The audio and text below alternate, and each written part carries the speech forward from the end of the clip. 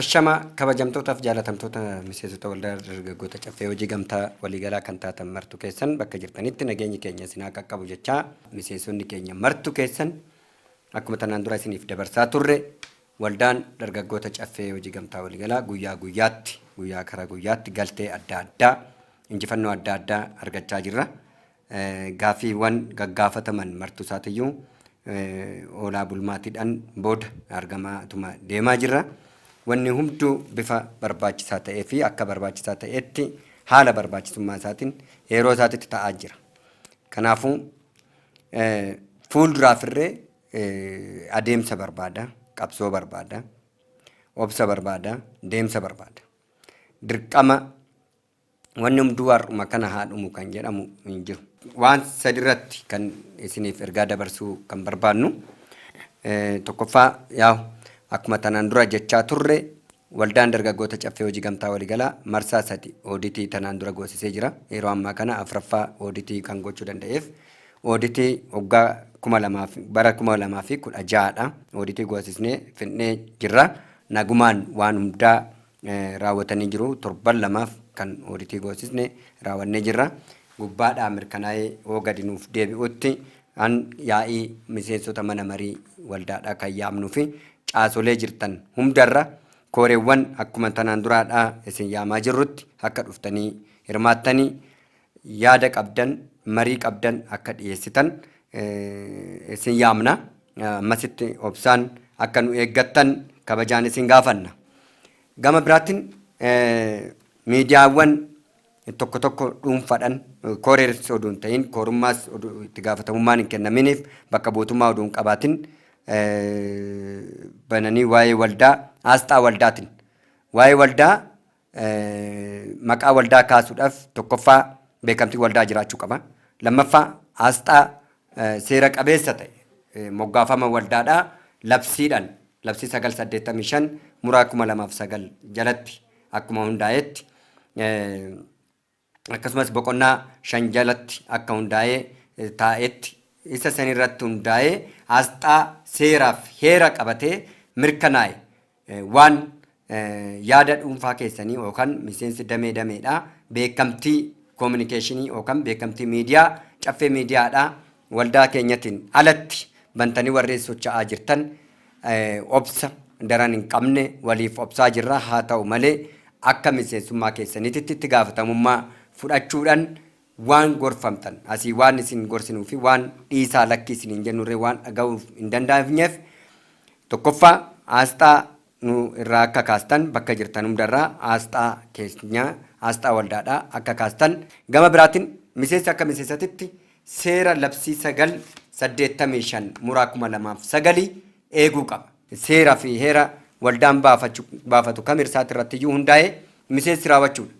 Dirqama isaa bahuu mirga isaa fayyadamu gahee miseensati. Karaa dhuunfaa keessanitti warreen caljattanii miidiyaa babbanattanii teelegiraamoota babbanattanii karaa adda addaatiin warreen walii gadi deemtan dhaaba akka dhaabdaniif asuma asittan isin hubachiisuu barbaada.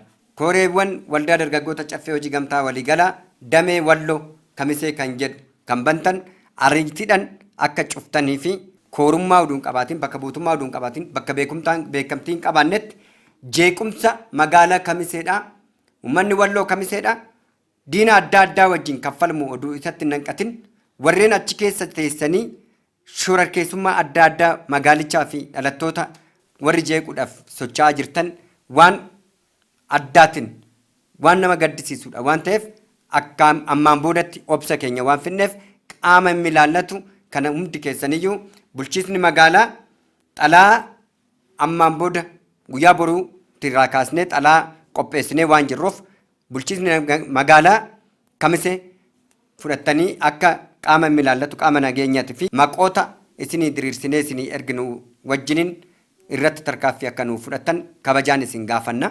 Miseensonni kana keessaa harka qabaattan akka daftanii harka keessaa baastan tanaan dura harka 3-4 isin gaafanne warreen deebi'uu danda'an deebi'anii warri deebi'uu diddan ejjannoodhaan waggaa 2 waggaa 3 feesbuuka kana waan maqaballeessii waan duulaa baataniif ammaan boodatti garuu obsi keenya waan daangaa darbeef tarkaaffii mootummaan akka nu gargaaruu fi seerri akka olaantummaa seeraa nuuf kabachiisu asuma asitti isin beeksisuu barbaanna. Waldaa dargaggoota caffee hojii gamtaa waliigalaatitti miseensa ta'uudhaaf balballi keenya banaadha. Balballi pirezidaantirraa hanga daka daayirikteera sheerii ga'utti hunduuyyuu balballi hunduu banaadha.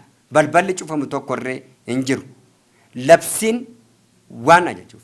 Labsii 985 muraa 2009 boqonnaa 27:35 jalatti akkuma diriirsetti eenyumtuyyuu miseensa ta'u rakkoo wal fakkaataaf fedhii wal fakkaataa walitti fidanii fayyadama isaanii mirkaneeffatanii rakkoo wal fakkaataa san keessaa ba'uudhaaf waliin hojjetu waliin ijaaramuu jedha. Labsii kana keessatti seericha jiru kana keessatti wanni balbala itti cufu tokkorree hin jiru. Miseensa waldaa kanaa ta'uu barbaaddan eenyumti keessan qaamanoo dhuftanii hubannoo fi ibsa waldaadhaa fudhattanii miseensa taatan malee namarraan miseensa ta'uun ammaan booda akka hin danda'amnee fi hantanaan dura gootan hundi keessaniyyuu warreen waldaa keenyatti makamuudhaaf qarshii 15,500 olitti warri kaffaltan warra isinirraa fuudhe akka seera feeraan gaafatattan isin beeksisuu barbaanna. Sababni isaa waldaan dargaggoota caffee hojii gamtaa waliigala dambii keessattis ta'e labsii keessatti seera isaa keessatti irree ta'e dambii ittiin bulmaataa keessutti fi waliigalaati irratti irree wanni sanii ol waan yaa'iidhaan mirkaneessine ol wanni fuudhamus hin jiru wanni guuramus hin jiru. Warreen waldaa kanaan daldaltan maqaa waldaa kanaatiin daldaltanii keessattiyyuu uummata Oromoo Kamisee keessatti warreen dhalattoota Kamiseedha dhalattoota warra Kamiseedha burjaajessuudhaan miseensummaatti simaka jettanii goyyomsuutti jirtan odeeffannoon nu qaqqabee jira. Kanaan wal qabatee miseensi keenyas ta'e miti miseensi keenya martu keessan qulqullina keenya eegnee qulqullina keessan eegnee akka deemnuuf warreen burjaajissitoota fi hattoota akka kana akka of keessaa eegdan kabajaanan isin hubachiisa.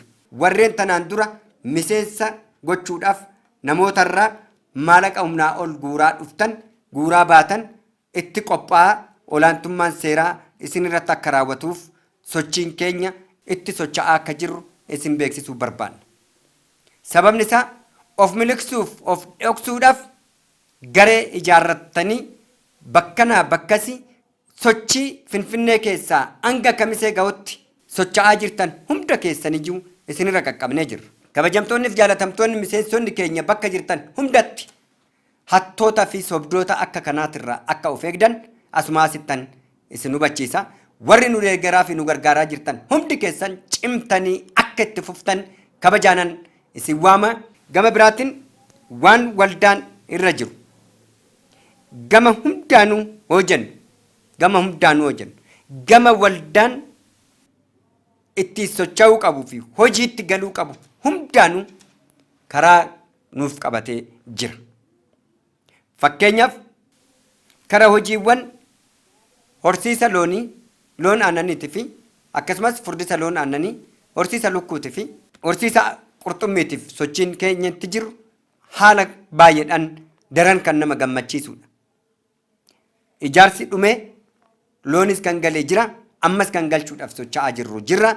Gama biraatiin waa'ee ijaarsa mana jireenyaatiin wal qabate yeroo dhiyoo keessatti ibsa isaa bal'inaan kan isiniif ibsinuu fi galtee fi waan nu harka ga'ee jiru irratti daballee waan qabannee jiru kan isin ibsinu ta'a. Warreen garuu burjaaja'inaa fi dhimma mana jireenyaa jettan gaafii dhimma mana jireenyaa gaafattan isinirraa wanni ga'een eegamu waan jiruuf aga sanitti obsa akka godhattanii fi ibsa isinii ibsamu akka fudhattanii fi akka dhuftan kabajaan isin gaafanna.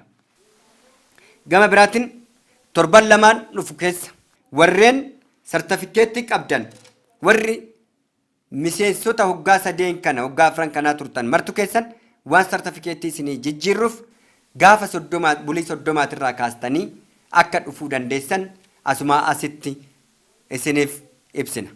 Sababni isaa dividentiin keessan waan ol guddatee jiruuf sheeriin keessan isinii jijjiiramuu qaba waan ta'eef gaafa 30 irraa kaastanii dividentiin waan kaapitaalli sheerii keessanii isinii guutamee qophaa'ee waan jiruuf kaffaltii tajaajilaatii fi kaffaltii achirratti kaffalamuu yoo ta'een alatti wanni isin kaffaltan hin jiraatu.